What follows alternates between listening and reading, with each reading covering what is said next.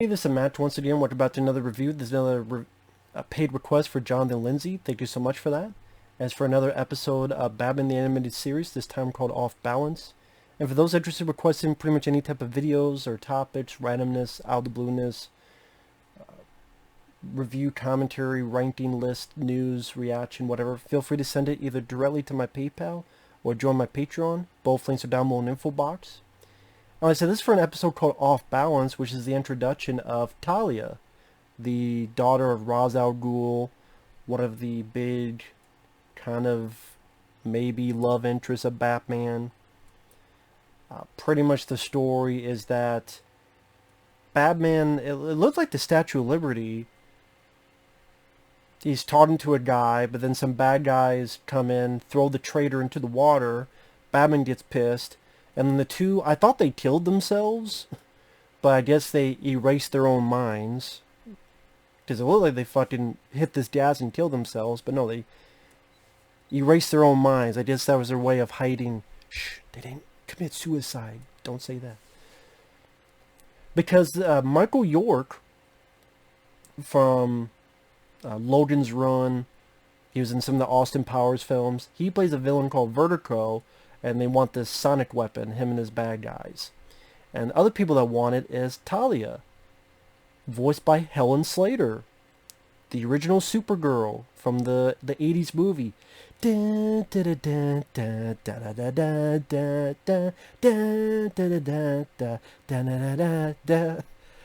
don't mind Supergirl.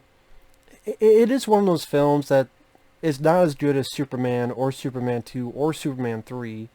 But I would rather watch it than Superman 4. And I would rather watch Supergirl than Zack Snyder's Superman films. I will, because this Supergirl, I thought had a fun camp to it. You know, the camp in Superman 4, or even a film like Batman and Robin, that was more of an annoying camp. Supergirl is kind of a fun camp. I mean, Jerry Goldsmith's score, some of the special effects were kind of fun.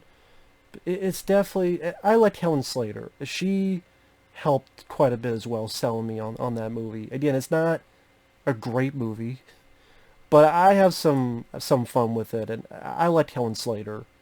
So, she's my Supergirl. And I'm not even a big fan of the movie, but again, she helps make the film for me. And I like Jerry Goldsmith's music. Da, da, da, da, da. But there's a lot of issues, a lot of problems with that film. Story-wise, how it fits with Superman movies. Because Christopher Reeve's Superman, there's a poster of him in it. And supposedly they wanted him to do it, but he said nah. But there is a poster of him, so it is in the same realm. So it is a sequel to Superman. But the first three Superman I enjoy more. Superman 1 classic, Superman 2 I like, Superman 3 I love Superman 3. I don't care what anyone says. I get it's silly and goofy, but I love Superman 3. But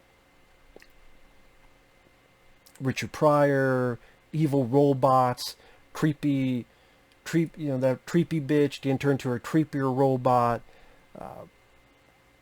evil Superman that will melt mirrors and fuck up your Olympic torches, and Superman versus Clark Kent, I think, is one of the cool fights in the whole series. I'm really going off target and off tangent, but it's Helen Slater, so it was cool to hear her. David Warner, he voices Ra's al Ghul. He makes a little appearance at the end, because of course it's her father. I did a lot of good voice actors. I would say that's one of the nice pluses of this episode. Michael York, Helen Slater, David Warner.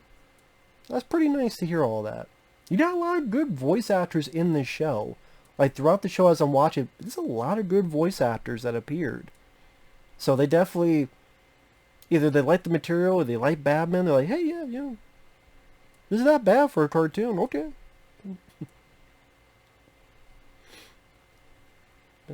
And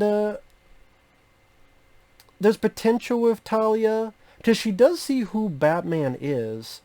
And at the end, I thought that was going to come into play when Batman, because long story short, Batman helps Talia in these woods. They get hurt. Talia helps Batman.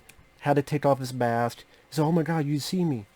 They gotta get out of this place. I like this bit of the episode because it's this sonic weapon, and they have to go through this hallway where there's all these booby traps, and Batman's helping her, where there's avoiding traps on the floor, or through the wall, or through the ceiling. And you come to find out he had his eyes closed the whole time. That's how he was able to overcome the sonic disruption, because he had to just listen. That scene I really enjoyed, but I'm a sucker for the usage of booby traps. Maybe because you're growing up with films like Raiders of the Lost Ark and The Goonies. For some reason, I was always a sucker for that being used in whether a movie or TV show. I guess it's always that interest of what kind of trap are they going to have next. And you get really creative with it. But the two of them join forces to fight Michael York, who's at this bell tower, and they each had to do their own bit of business to stop Michael York and get the weapon back. Then, of course, Talia, "Give me the weapon, Batman," but then Batman knew she was full of shit, or possibility, at least a possibility she could be full of shit, so fucks up the weapon.